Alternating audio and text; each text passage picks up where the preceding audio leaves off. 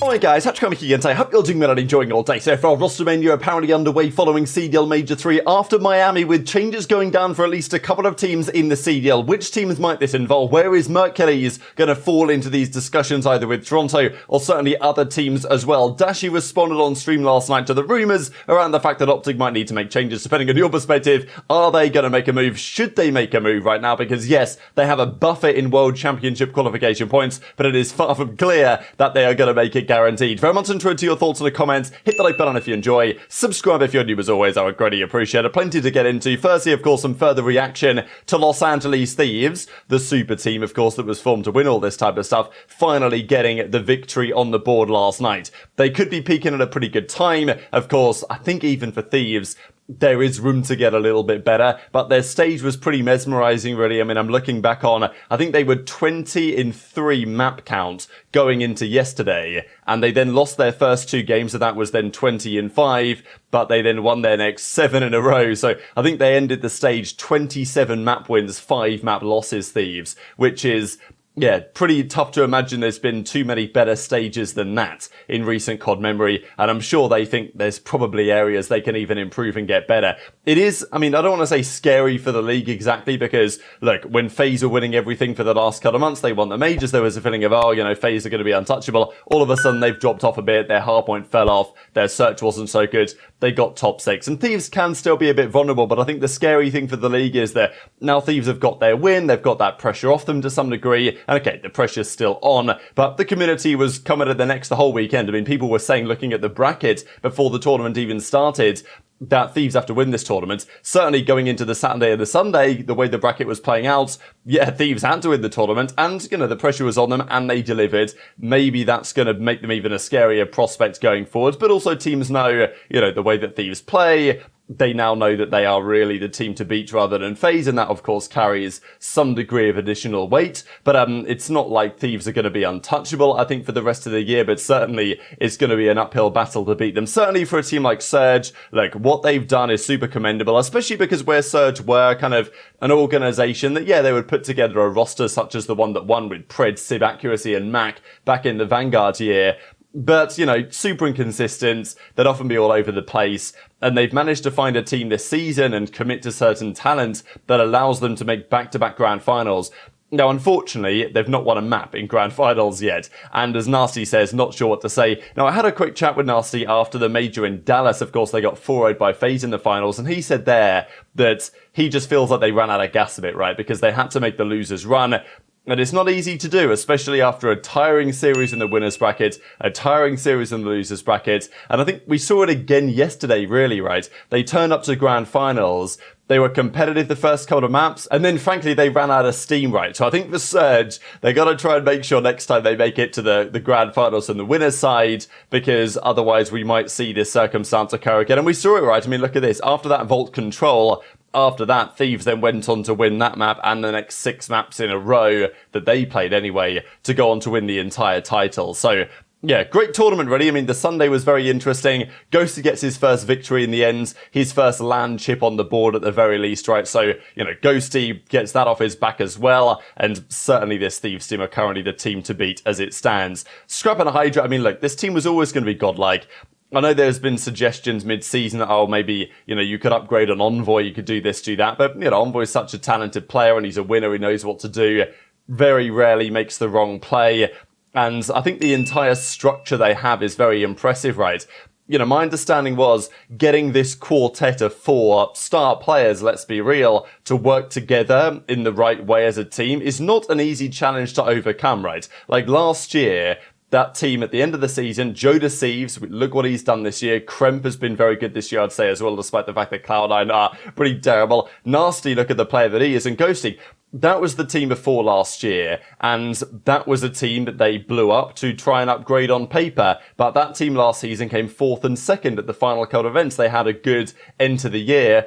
This team so far this year went 2nd, 4th, and now they've gone on to win. So they upgraded for a good reason. It was an upgrade, let's be real. I mean, if you get the opportunity to get Scrappy and HyDra, very hard to pass up. But that Thieves team last year, I think was undoubtedly probably an easier situation to manage, right? You've got players that are very talented, but not necessarily star players on that level, and managing the team culture and the team chemistry and making sure that everything is on point when you've got, a real stacked team of stars.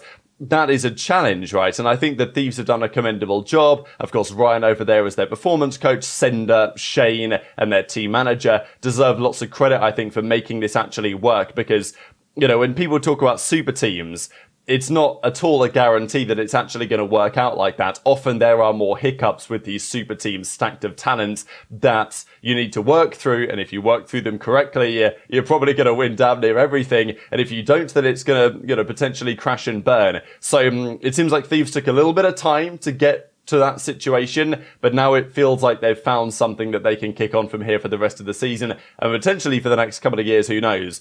Other teams will need to recognize that they may need changes to beat Thieves. Of course, FaZe will still feel like they can do it, and Surge, they went up 2-0 in the winners finals.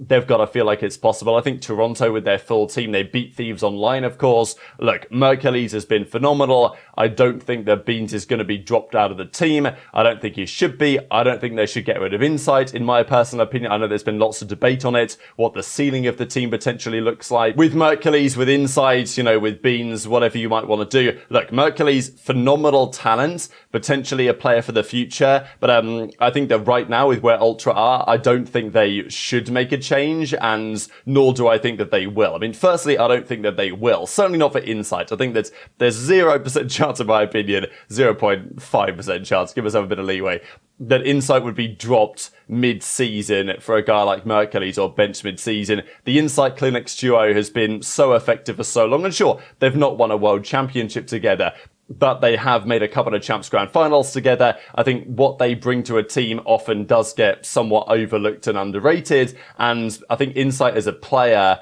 is, okay, he doesn't always play incredibly well, but I think he is one of the more underrated players in the league, to be honest, in terms of what he brings from top to bottom. And it should be no real secret that that franchise with that core has had such great success over the last few years, frankly, with whatever players you've put on the team. And if Toronto had bombed out top 6 last event as well, like we're talking Major 2, then sure, I get the argument to say, well, look, the team before Mercules wasn't good enough. But, they placed 3rd at the previous event in Dallas. They were looking even better this stage. Many had them to actually win the entire thing. I think that, predictions, of course, most people said that these are probably going to win. FaZe, of course, were never counted out, but Toronto, I had them in the finals, Toronto, with their full team. So, Mercules came in, did a stellar job, but given what they've built with Beans so far this year, I still feel like it's their best bet for the rest of the season, at least, to keep in Beans and run that back going forwards. But Mercules is obviously a great talent, and ideally you'd like to keep him around. If the team doesn't work, maybe if next stage isn't so good, you sub him in for Champs or whatever, I do knows. Like, there's some options on the table there, but there could be an option to send him elsewhere instead. So, what did the Mercules situation look like this weekend? Because he had a phenomenal weekend. He had a 1.08 KD, he was one of the best players of the tournament and barely had any bad maps, if any at all. So, look, if Toronto aren't going to put him in, I don't think that they will or should for the reasons I've described. But, you could definitely argue why that could be the case. Where could or should he go? Because JoeDeceives seems to imply in his tweet after the major that, they're probably not going to bring him into their team, but he will be going somewhere else. And I'm sure that discussions are being had. So, he was on Omit, right down in challenges. He has been, loaned out or something like that to the Toronto team. So what are they going to do about it, right? If they want to buy him, they can. Then could they loan him out to another team? Because if you're Toronto, and the issue is the matches start again on Friday. So there's not much time for these teams to resolve this situation, right? But Toronto could maybe bring him in to their franchise as an official player, and then try and come to a loan arrangement with OpTic, where they then send him to OpTic for the rest of the season, but then they could potentially have him back at the end of the year. Now, getting all this sorted very quickly is a difficult challenge. Maybe Toronto would prefer to sign him and then sell him immediately, or maybe that's not really a possibility, and actually OpTic or whoever have to go to Omit directly in, because he might still be their player. Not sure what the contracts look like, not sure what's enforceable.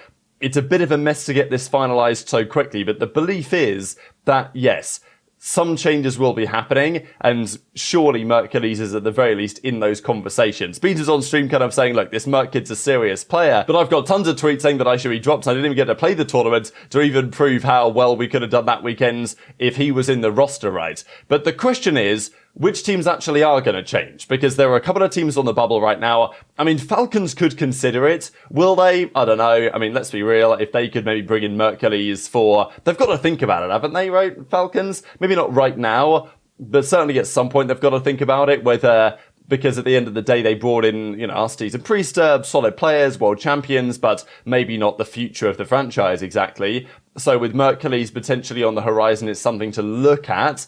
Gentlemates, look, if they make a change, frankly, I just don't really care. They're probably just going to run it down for the rest of the season at this point and reset for next year when they're fully called Gentlemates and the Los Angeles Grillers name curse has probably disappeared. Cloud9, they may have to make a change. I mean, we're going to look at the standings later on today, but it's not pretty for them right now. And then Rocker, I mean, they could do something as well, as could OpTic, right? Every other team could make a change. I mean, could Ravens do it again, maybe?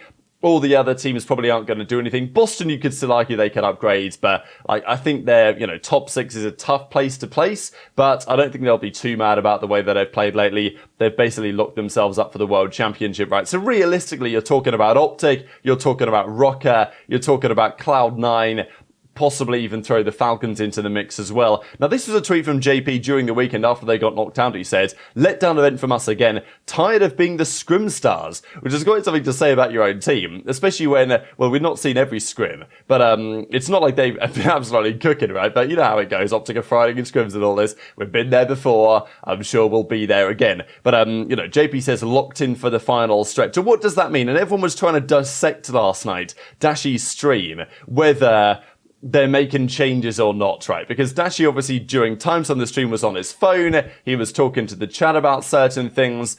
I don't know. People have their perspective on whether this means that OpTic are changing or not. Because OpTic might say, as Dashy was saying, well, look, we were pretty close to going up 2-0 against FaZe. Obviously, it could have been 2-1 against FaZe anyway, right? They lost the game 1, but after that, the game 2, the game 3, they certainly could, if not should, have won. Maybe OpTic will say, well, we were close. But as I say, it's not like FaZe won the damn tournament, right? Like, they bombed out top 6. They were certainly beatable. So, I think that OpTic, frankly, should change. Will they? Is a different question. But this is what Dashy had to say. You guys are just talking about team changes, chat? What do you guys think that, I'm gonna say? You know what I mean? You guys love talking about shit. Drop this guy, drop that guy, pick up this guy.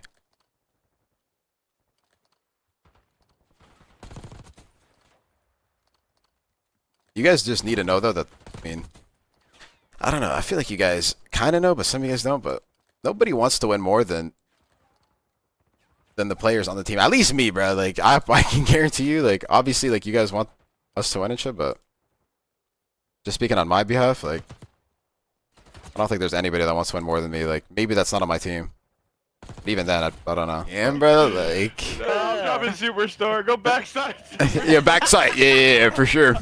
You might be world's worst squad. Land there, bro. Land there. Land there. Maybe we'll make Saturday, boys. Come on, let's go. Come on. Yeah, I'm done up here until Saturday. We might make it Saturday. No bullshit. Yeah, let's be here until Saturday on minimum.